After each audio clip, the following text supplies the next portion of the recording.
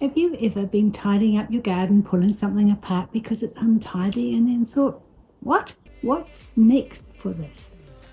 I've had a lovely part of my summer garden here growing, and it just looked awful. And I really don't know what's going to happen until I evolve the plan as I go. I know somehow that I wish to have a feature of a plant in layers and tiers like I've seen so often, but can I get it right this time? And what else is going to happen in this patch? Follow me for today on fast motion, don't worry, to see what actually arrived. Here's my garden. It's had some really good tomato plants and growing in pots, and under here I have a few weeks ago buried my bokashi compost. Hello, there's my shadow. Hi. And it's looking actually pretty good under there. There's not much evidence at all of there having been compost. A few little things that maybe should have been taken out first. And so I have this gap.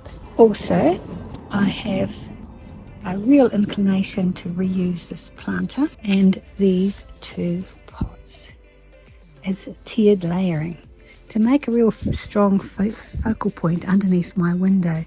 The reason that I am growing everything here in pots is that the garden soil depth is not very deep because it's at the footing of the building, and at the footing of the building is a whole lot of concrete.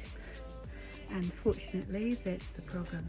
I'm trying to go up rather than to add any more soil. So now I've got it cleared as much as I need to, and my next job is to just refresh the soil with some garden lime, some sheep pellets and some compost that I've already been making, which is already nutrient dense. So after a great deal of indecision, which is not normally me, I normally can make up my mind rather quickly with a gut feeling, but my gut feeling wouldn't work this time. So I thought maybe one, or maybe a big one, piled one on top of the other, maybe two, maybe three, maybe four, I don't know. In the end, I decided, right, so this is very close to my kitchen and living area. I ought to be thinking about food related rather than completely decorative related plants here. I have buried them down in the soil a little bit more so that they get some insulation during the winter, but this is the very, very sunniest part of the garden, morning and afternoon, and it ought to be good for an extended growing season, or at least a protected one.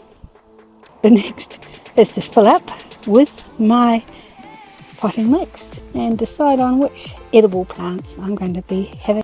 So here's my mixed vegetable garden, raised garden, whatever you'd like to call it, all set out, ready to go.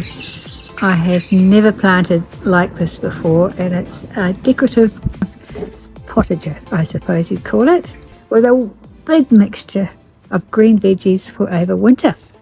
I've put some snail bait out, I have watered and liquid fertilised it, and now I'm about to put a frost cloth over it because it feels like we're going to have a little frost tonight. Here it is, not looking very elegant, but at least I know my brand new plants are going to be safe this evening. Well, that didn't stay on for long, did it? It was overnight, it was blown away, which is actually good news. It wasn't a frost, but any wind deters frost hitting your plants. I have to find another way of protecting them in the future. This is the mulch that I'm putting on my garden to stop the weeds from growing over winter. Hoya, which is coconut fibre as far as I understand. And the idea is to put it in the wheelbarrow, add some water, and then it expands. I have 2 blocks, and this is one of the 2 blocks, and hopefully one will go over this space. Let's see if it does. Yes, the coir block did go very sparingly though, applied over the whole area. I wanted just to keep down those pesky little weeds that start coming up as soon as you bare the soil. And I'm currently working on another concept of making a more permanent cover for these over the coming winter months. It'll be fine if it stays in place, so watch for the updates. So here's what I've landed up with, some frost cloth which you can peel back during the day, if I remember, and a way to pull it down. Let me just show you.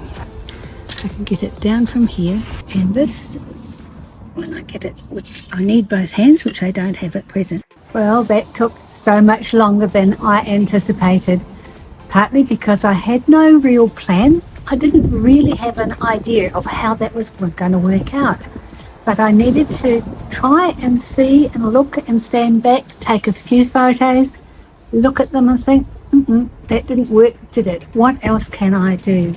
I could have spent a lot more time talking to people at garden centres, talking to friends, but I had a time limit and I needed to get it done before all the good weather went away. And look, today it's raining. This is the beginning of our winter weather, and I really needed to get something happening very quickly. Well, it would have been nice if it was quicker, but this is how it goes often with gardening. You get an idea, you're sure it's going to work, you put it in place and you think, not really my thing. Just have to keep looking and changing, and that is the challenge of gardening.